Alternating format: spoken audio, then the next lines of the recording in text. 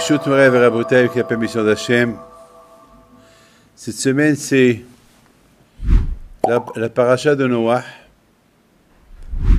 et la paracha de la destruction du monde et la reconstruction du monde. Hachamim lui disent que Noah, il a pris avec lui tous les grains. Parce que Noah, il savait que le monde allait être détruit. Alors, Akadosh Baruch Hu, il a dit à Noah, prends des grains pour les planter après. Et bien sûr, il a pris de chaque animal, il a pris mâle, femelle.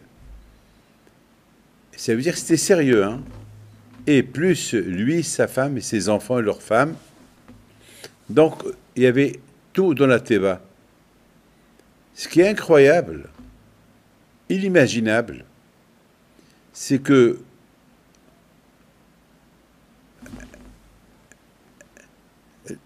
la Teva, l'arche de Noé, avec tous les animaux qu'il y avait, fermés, c'était hermétiquement fermé, il ne pouvait pas rentrer là-bas une goutte d'eau. Avec tous les odeurs qu'il y avait là-bas, tout ce qui était là-bas ont tenu pendant 1 an.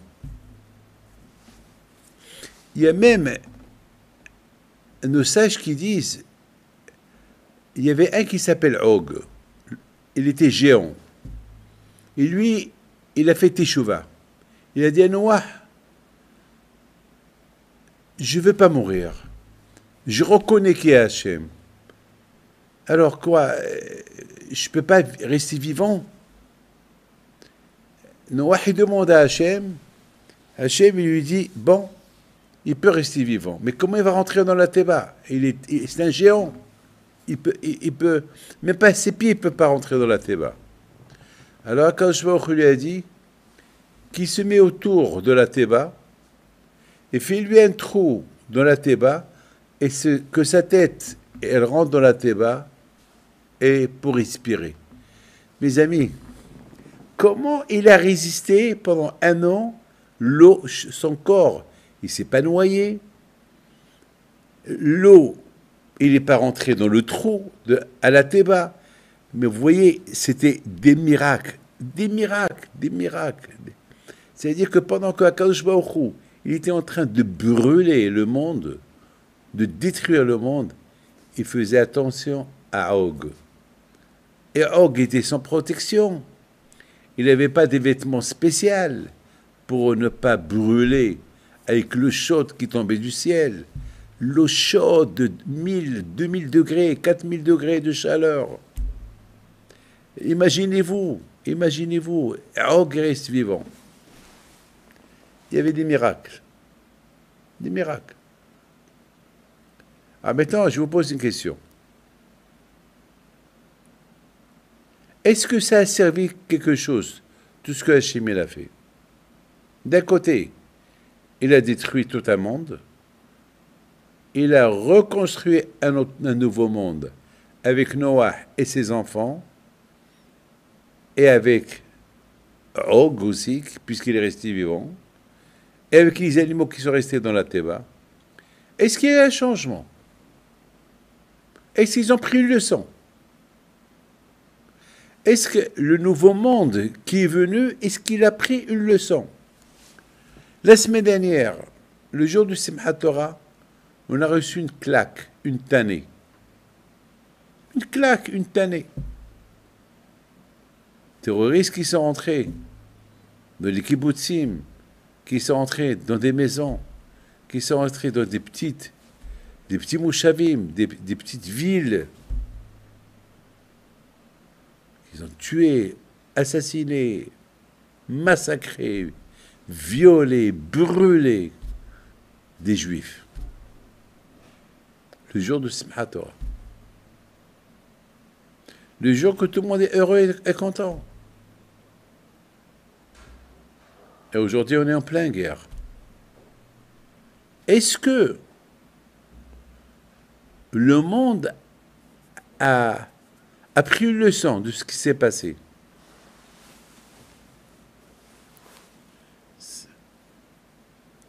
est-ce que le monde, il a pris leçon de ce qui s'est passé? Est-ce que Adam Arishon, une fois qu'il a vu les dégâts qu'il a causés, parce qu'il a mangé de l'arbre interdite, est-ce qu'il a pris des résolutions plus tard? Est-ce que Caïn, lorsqu'il a tué Hébel, et Hachem lui dit, Caïn, non seulement tu as tué Hébel, mais tu as tué tous ses descendants, tous ceux qui devaient sortir de lui. Est-ce que Caïn, il a pris une leçon de ce qu'il a commis, ce qu'il a fait? Mes amis, il y a une seule chose que je peux vous dire.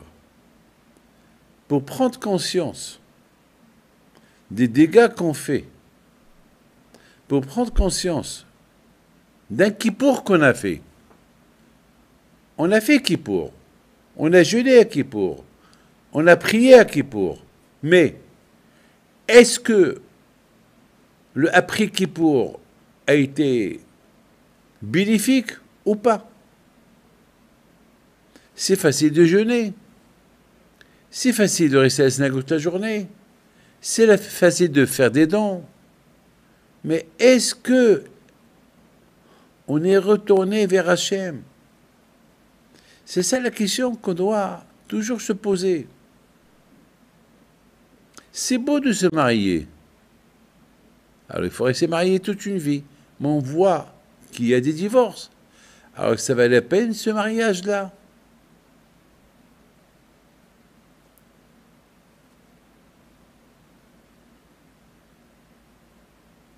Mes amis, il faut savoir une chose. Hakadosh Baruch Hu, il a donné des lois. Lorsqu'on vit avec ces lois, tout change. Hachem, il n'a pas inventé des lois. Hachem, il a donné des lois pour que le monde puisse vivre. Vous savez, avant que Hachem il a donné la Torah, il a donné 7 mitzvot à Noah. 7 mitzvot. Ne tue pas, ne vole pas, c'est moi Hachem. Il n'aura pas donné toute une Torah. 7 mitzvot, facile. Ne mangez pas de la viande crue. Il ne faut pas arracher un bras ou un pied d'une vache et le manger. C'est ce qu'on appelle Ever Minahai, pour ne pas être cruel. C'est important. Hachem, il a donné des lois importantes. La première chose, ne pas être cruel. Il ne faut pas être cruel. Ah, vous allez me dire, un animal, une vache, de toute façon, une vache, on la mange. Oui, une vache, tu la manges une fois que tu l'as égorgée. Mais c'est pas vivant, tu le coupes le bras et tu manges ce bras, tu manges son pied. Haram, c'est de la cruauté. On raconte une histoire sur Rabbeinu Akadosh. Rabbeinu Akadosh, une fois, il était en train d'étudier la Torah, et voilà, dans la cour, il y a le shochet qu'il était en train de faire la shhita à un veau. Et le veau, il s'est sauvé. Il s'est levé, il s'est sauvé. Il vient chez Rabbeinu Akadosh. Il se cache derrière lui. Et Rabbeinu Akadosh, il lui dit, il le pousse, il voit le shochet derrière lui. Rabbeinu Akadosh, il a compris que le shochet, il voulait l'égorger, et le veau, il s'est sauvé. Alors Rabbeinu Akadosh, il pousse le veau, il lui dit, quel écart, notre sata, tu es né pour être égorgé, pour qu'on te mange. Alors mon fils, mon ami, suis le shochet. Et dans le ciel, ils n'ont pas aimé ce que Rabbeinu Akadosh il a fait. Ils n'ont pas aimé. Et dans le ciel, ils ont décrété que Rabbeinu Akadosh il soit malade. Parce que Rabbeinu Akadosh, on apprend de lui des choses. On ne peut pas apprendre de lui de la cruauté. Donc il a été puni, il était malade pendant des dizaines d'années, il était malade, malade, malade. Et quand est-ce qu'il a guéri Rabbeinu Akadosh? Lorsqu'une fois, il était en train d'étudier, il y a un chat qui court dans sa chambre. Il y avait la servante qui courait derrière le chat avec le balai. Et Rabbeinu Akadosh dit, qu'est-ce qui se passe, qu'est-ce qui se passe? Eh bien, le chat il est rentré à la cuisine, il voulait voler de la nourriture. Alors, je cours derrière lui pour le frapper. Et Rabbeinu Akadosh dit, la pauvre, Verahamav al-Kol Ma'asav, elle a faim de lui à manger. Ah, dans le ciel, ils ont dit, puisque Rabbeinu Akadosh il a de la peine pour un chat, alors il va guérir. C'est incompréhensible. Ici, on parle des animaux. Eh bien, justement, mes amis, Akadosh Baruch Hu, il nous a donné la Torah pour être Rahman, pour être miséricorde. La Torah, par exemple, elle te dit il faut se coller à Dieu. Et nos sages, ils disent c'est impossible de se coller à Dieu. C'est impossible. Dieu, c'est du feu. Comment on peut se coller à lui? Nos Hachamim disent non, il faut se coller à ses midot. Il faut se coller à ses qualités. Ma'ani rahum, gamata rahum. Comme que Akadosh Baruch Hu, il est miséricorde, alors toi aussi, sois miséricorde. Comme que Akadosh Baruch Hu, il fait du bien, alors toi aussi, il fait du bien. Comme que Hachem, il n'est pas cruel, alors toi aussi, ne sois pas cruel. C'est important pour Hachem qu'on n'est pas cruel. C'est important. Parce que la cruauté vis-à-vis des animaux, alors tu apprends à être cruel, donc tu finiras par être cruel vis-à-vis d'un être humain. Et c'est pour ça que la Torah, elle dit, il ne faut pas boire du sang. Il ne faut pas manger du sang.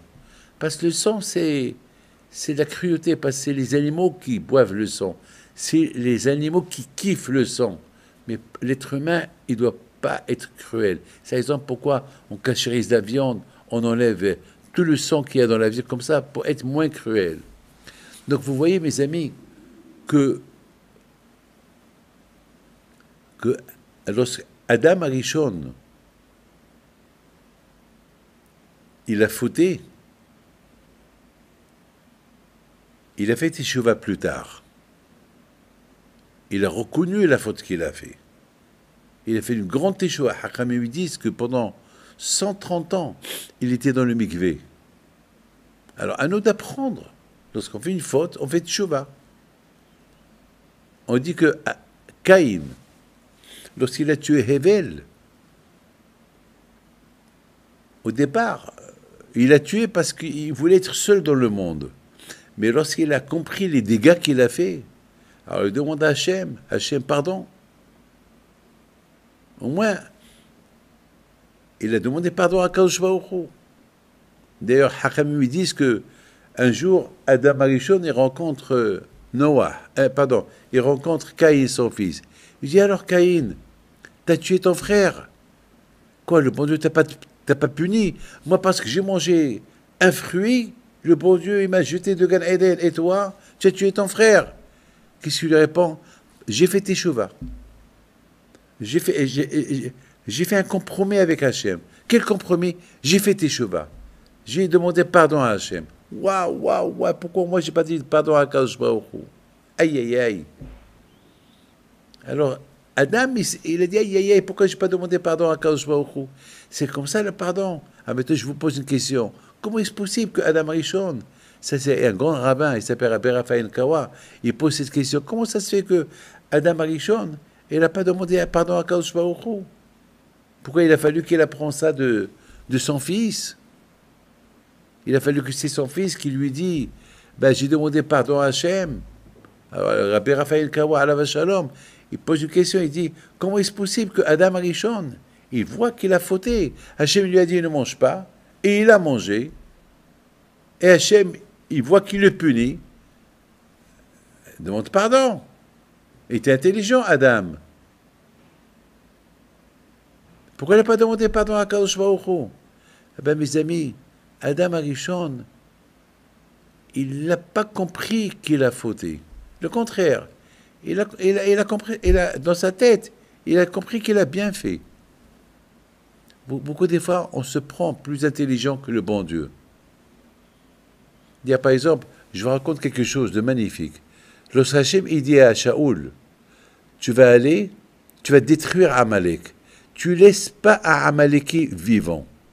Parce que c'est à cause des Amalekim qu'il n'y a pas la émouna en Dieu dans le monde. C'est eux qui ont causé qu'il n'y a pas la émouna en Dieu. Alors il faut détruire tous les gens de Amalek.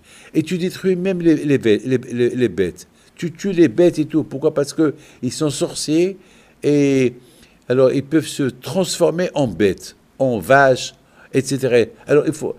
Alors Shaoul, le roi Shaoul, il a fait ce que le bon Dieu lui a dit de faire.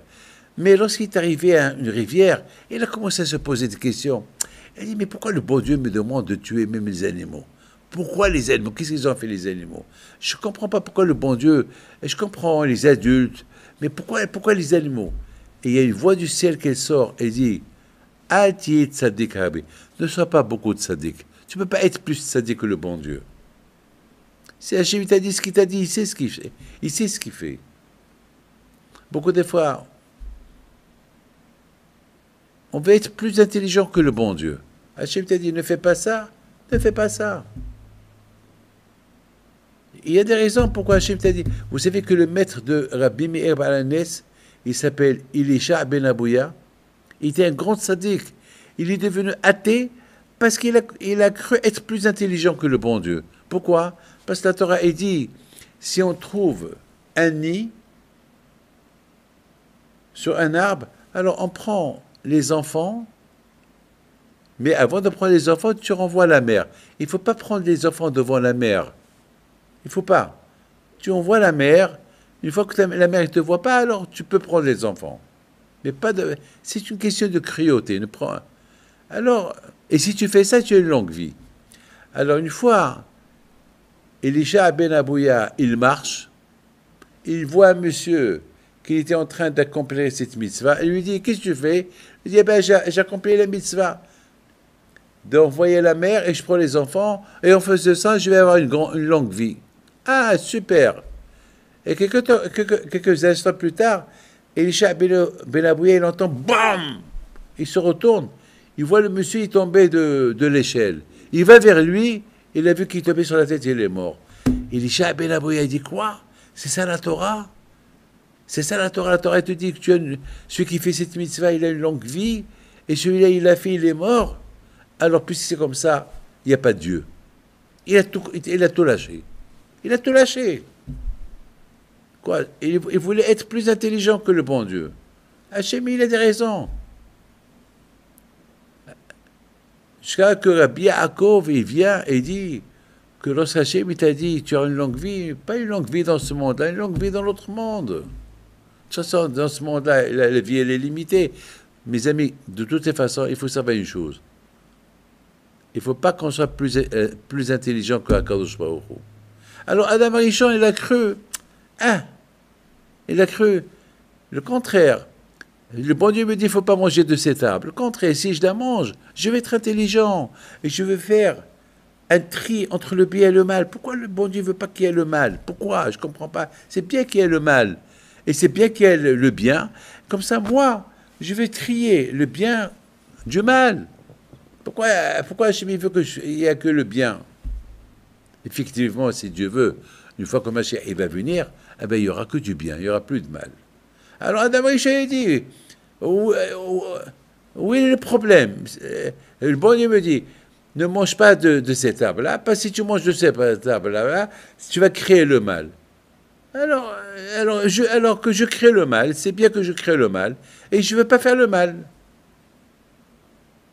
Et je vais faire attention, comme ça, j'ai une récompense, comme ça, je vais montrer au bon Dieu. Mais si Hachem il t'a dit, ne mange pas de cet arbre, pour ne pas apporter le mal, alors c'est pas la peine. Écoute le bon Dieu. Ne sois pas plus intelligent que le bon Dieu. C'est pour cette raison, lorsqu'Adam Rishon, il a mangé de l'arbre interdit, il n'a pas demandé pardon à Kadosh Baruch Hu. Il a vu qu'il était nu, il a vu qu'il a créé le mal, oui, mais il a dit, je vais faire attention avec le mal, je veux pas, mais je sais le mal, je sais le bien. Par exemple, je prends une voiture, et il y a sens interdit, et il y a une rue qui n'est pas sens interdit. Alors, qu'est-ce que je vais faire? Je vais prendre la sens interdit? Non, c'est le mal. Il va venir devant moi un camion qui roule vite, il peut me tuer. Alors voilà, je suis pas bête. Je vais prendre l'autre route qui n'est pas sens interdit. Donc Adam Arishon, c'est ce qu'il a pensé. Il a dit, bon, c'est vrai, il a créé le mal. Mais il n'a pas fait Teshuvah pour le mal qu'il a fait, parce que pour lui, le mal qu'il a fait, c'est du bien. Mais lorsqu'il a vu son fils Caïn, qu'il a tué Hevel, oh là, il a compris c'est quoi le mal. Là, il a compris que le mal, c'est pas tout le monde qui peut surmonter le mal. Ah, toi, Adam, tu as surmonté le mal. Mais voilà ton fils, il a tué son frère. Il n'a pas pu supporter le mal que toi, tu as délibérément, tu as apporté dans ce monde-là. Aïe, aïe, aïe. Beaucoup de fois, Rabotai, on ne voit pas le mal jusqu'à qu'on voit les dégâts du mal. Je me rappelle, il y avait quelqu'un, il y a un couple qui sont venus chez moi, un problème. C'est quoi le problème? Toute la journée, le mari avec le téléphone. Il voit n'importe quoi. Et la femme, elle vient me dire, Rabbi David, ça ne me dérange pas que mon mari voit le téléphone et tout le temps. Mais c'est pas bien pour l'éducation des enfants, c'est pas bien. Et un jour, je les ai convoqués les deux. Et je lui dis, c'est vrai, le téléphone, il est dangereux pour tes enfants, ils sont encore étudiants, ça va les perturber, ils apprennent. Et il a dit, non mais Rabbi David, c'est rien du tout, c'est rien, c'est bien qu'ils apprennent le téléphone, et après c'est à eux de choisir, de ne pas voir les mauvaises choses. Mes amis, 1 an plus tard ou 2 ans plus tard, ils ont découvert que les 2 enfants, ils étaient dans les réseaux pas bien, et ils sont rentrés dans la drogue. C'est trop tard. Mais depuis le départ, il fallait faire attention. C'est ce que Hachem, il a voulu faire éviter à Adam Rishon. Hachem, il a voulu faire éviter à Adam Rishon. Ne pas choisir le mal. C'est vrai, lui, il était fort pour résister le mal. Très bien, il était sadique, Adam Rishon. Mais ça ne va pas être le cas de ton fils. Ton fils, peut-être, il va être pire. Mes amis, qu'est-ce qu'on retient de ce qui s'est passé au déluge? Voilà, le bon Dieu a éliminé tous les Rechaïm. Il y a un nouveau monde qui est venu. Mais qu'est-ce qu'on retient? On retient, à Bretagne, on a vu que les gens qui sont venus après le déluge, ils étaient encore pires que les gens d'avant. C'est-à-dire que finalement, à Bretagne, même avec les mitzvot que Hachem leur a donné, 7 mitzvot de Noah, et parmi ces 7 mitzvot, ne tue pas, ne vole pas, il faut avoir mon nom en Dieu, ne soyez pas cruels, ça ne les a pas aidés. C'est la raison pourquoi? Ben, mes amis, la raison, c'est parce que lorsque on croit, chacun de nous, Rabotai, il doit faire attention. Chacun de nous, il doit faire attention. La Torah. À cette époque, il n'y avait pas la Torah. Mais il y avait quelques mitzvot que Hachem leur a donné. Les suivent.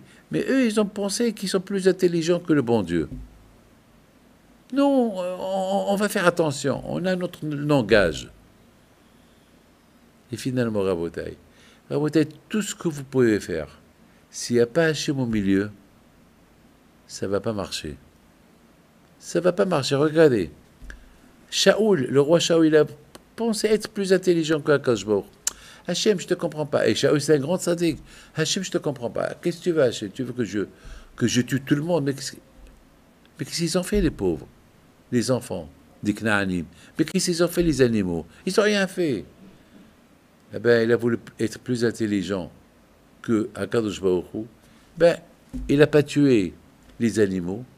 Eh ben, Hachamim, ils disent que le roi, que la femme du roi de Amalek, sa femme, Amalek était sorcier, avec la sorcellerie, il a rendu une vache, et s'est sauvé. Bon, les soldats de Shaoul, ils n'ont pas voulu courir derrière cette vache, une vache, et cette vache-là était enceinte, et d'elle, il est sorti à Haman. Haman al-Rachat, qui a fait du mal aux Juifs. C'est de la folie. Il ne faut pas être plus intelligent que le bon Dieu. Mes amis, qu'est-ce qu'on doit prendre comme exemple, ce qui s'est passé la semaine dernière? Quoi? À Simchat Torah. Eh bien, au lieu de dire les pauvres, il faut qu'on réfléchisse, qu'on ouvre les yeux. Simchat Torah, peut-être on n'a pas été assez heureux avec la Torah que le bon Dieu nous a donnée. Peut-être vous vous rendez compte, le jour qu'on devait prier pour la pluie, eh ben on a reçu une pluie de balles. On a reçu une tannée, on a reçu une claque. Pas que les Juifs d'Israël, mais les Juifs du monde entier. Alors il faut faire un bilan. Il faut voir qu'est-ce qu'on a fait, qu'est-ce qu'on doit réparer. Il ne faut pas qu'on laisse ces choses comme ça passer. Mais au lieu qu'on entend le chauffard de Mashiach, qu'est-ce qu'on entend? Le chauffard des bombes, Hachem Ishmo diffusé. C'est ça ce qu'on entend aujourd'hui. La bataille, lorsqu'il y a des choses comme ça qui arrivent, il faut réfléchir. Qu'est-ce que Hachem veut de nous? Et la bataille, c'est ça. Lorsque Adam Arishon il a fauté, il a réfléchi, il a fait Teshuvah. Caïn il a fauté, il a réfléchi, il a fait Teshuvah. Mais la bataille, les autres, la génération du déluge, quand je leur a donné, et du temps, pendant 120 ans, Noah, il construit la Teva, peut-être ils vont faire Teshuvah. Personne ne fait Teshuvah. Une seule personne a fait Teshuvah, c'est Og. Og, lui, il a fait Teshuvah. Og, une fois que le monde a été détruit, il y avait un nouveau monde. Avec un nouveau monde, peut-être avec ce nouveau monde-là, ça va commencer une nouvelle génération. Oui, malheureusement, l'oubli. Et on passe à... Si on reste pas... Vous savez, mes amis, le feu. Pour avoir du feu, il faut toujours ajouter du bois. Si tu ajoutes pas le bois, ça va s'éteindre. Et il va voir que rien du tout. Il faut toujours ajouter. Mes amis, toujours, on vit dans un monde où il y a beaucoup de tendances, beaucoup de tentations. Alors, il faut toujours le feu, l'aïmouna, ajouter encore. Après, il y a des vents. Après, il y a des vents pour éteindre. Mais il faut pas s'éteindre. Il faut ajouter. Il faut toujours rester toujours connecté au feu. Parfois, des fois, on voit que le feu, ça y est, il s'est éteint. Complètement, il s'est éteint. Il n'y a plus rien. Mes amis, même qu'il n'y a plus rien. Il faut apprendre du passé. Il faut faire des efforts et mettre du feu pour réallumer avec l'aïmouna, un peu d'étude de Torah. Et c'est comme ça, mes amis. C'est comme ça qu'on réussit. C'est comme ça. Sinon, ça sera grave. Mes amis, l'histoire de Noah après la destruction du monde et doit nous apprendre que lorsqu'on tourne une page, il faut faire attention que la page ne s'éteint pas, que cette page-là, elle reste pas, qu'elle stagne pas. Il faut que cette page-là, elle fait des fruits. C'est comme par exemple, on a terminé la paracha de toute la Torah de l'année dernière. On l'a fait avec les Tabercha. On commence, allez, on termine une Torah, on recommence une Torah. On ne stagne pas. On ne reste pas avec Vizot Abracha. Non, allez, tout de suite. Bereshit Bara Elokim, on recommence encore à nouveau. Encore on recommence. On termine, on recommence. Dans le Shlom Bayit aussi, il faut toujours faire attention. Le Shlom Bayit qui ne s'éteint pas, toujours. Et beaucoup de fois, ça arrive que le Shlom Bayit est dans un état de lamentable, c'est la fin. Non, Il faut vite, vite, vite réallumer. Il faut vite acheter un petit cadeau à la femme, même si elle t'insulte, elle ne veut pas de cadeau. Toi, c'est pas grave. Allez, fais des efforts. Reste. Essaie de la séduire pour qu'elle pardonne ce que tu l'as fait. Et c'est comme ça, mes amis. Kippour. On termine Kippour. On termine Kippour. Alors quoi? Ça, mettons, on est proche d'Hachem. Le Sahara est très fort après Kippour. Mais il faut, allez, il faut, il faut se renforcer, mes amis. Adam et Amal Yulad. Dans la vie, il faut des efforts, En faisant ça, on va réussir.